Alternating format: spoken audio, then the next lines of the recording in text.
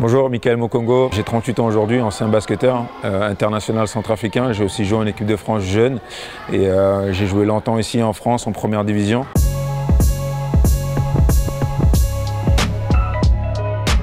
J'ai envie de dire, pour certains le basket c'est une prison, mais pour moi ça a été un passeport pour la vie.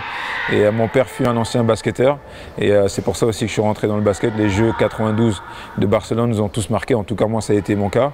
Et puis après par la suite, tout de suite on a vu en moi des talents de basketteur et le reste ça a été vraiment une histoire fabuleuse où j'ai fait un parcours ici en France et après j'ai joué dans de nombreux championnats hyper importants en Europe.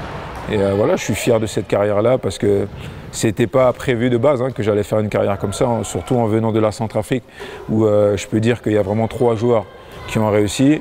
C'est Romain Sato, Max Kouiré, Maurice Bénat et moi-même, donc 4 pour réussir vraiment au très très haut niveau.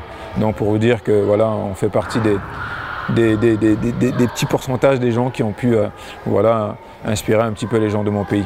J'ai vraiment commencé à l'âge de 7 ans, mon père fut ancien basketteur et par la suite papa, les Jeux 92, il a amené un panier de basket à la maison, donc on avait un jardin, donc il l'a posé et nous on a commencé comme ça avec mon grand frère et à apprendre justement les fondamentaux du basket et puis après rapidement je suis rentré au mini basket et encore une fois tout de suite les gens au pouvoir en Centrafrique ont vu en moi un talent, donc ils sont venus voir mon père, ils ont un peu forcé la main pour dire que votre fils il a du talent, qu'est-ce qu'il va rester à faire ici en Centrafrique, en sachant que le basketball, même si c'est le sport roi chez nous, mais il n'est pas développé comme ici en France. Donc mes parents ils ont pris la décision que je puisse venir ici en France et j'ai habité avec mon oncle pendant longtemps à Coulommiers, même si mes parents faisaient l'aller-retour pour venir me voir. Puis après par la suite je suis rentré tout de suite au Pôle Espoir ici à Paris, à Châtenay-Malabry et je suis rentré en centre d'information de Chalon-sur-Saône où je suis resté 3 à 4 ans.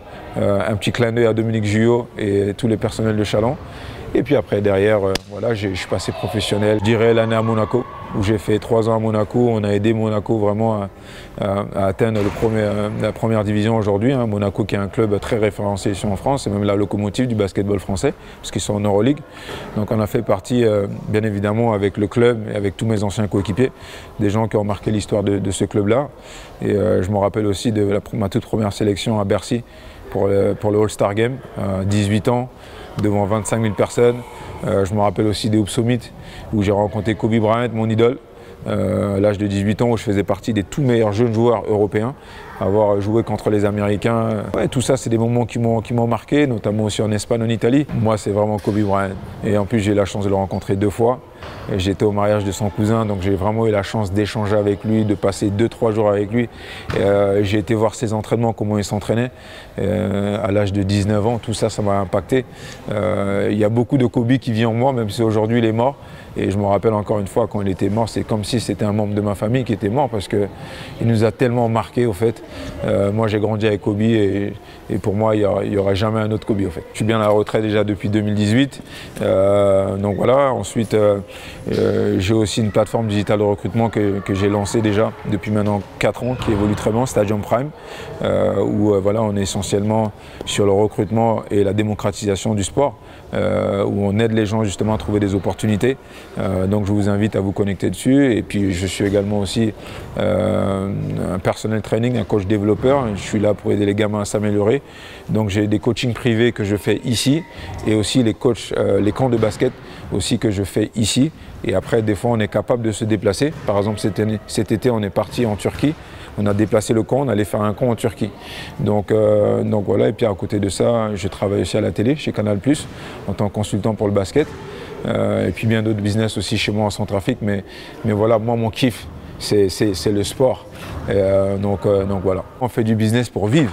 Mais moi, le basket, c'est mon dada. Et être sur un terrain de basket avec les gamins, partager cette passion, c'est ce que je kiffe le plus, au fait. Je pense que je suis quelqu'un d'extrêmement discipliné, rigoureux, très dans les détails, dans les développements, dans la posture, dans la conduite de balle, sur vraiment les nuances qui font vraiment la différence pour un athlète de haut niveau. J'ai su aussi m'adapter en évoluant, parce que ça va faire maintenant 4 ans que je fais ça. Cette nouvelle génération, elle est complètement différente.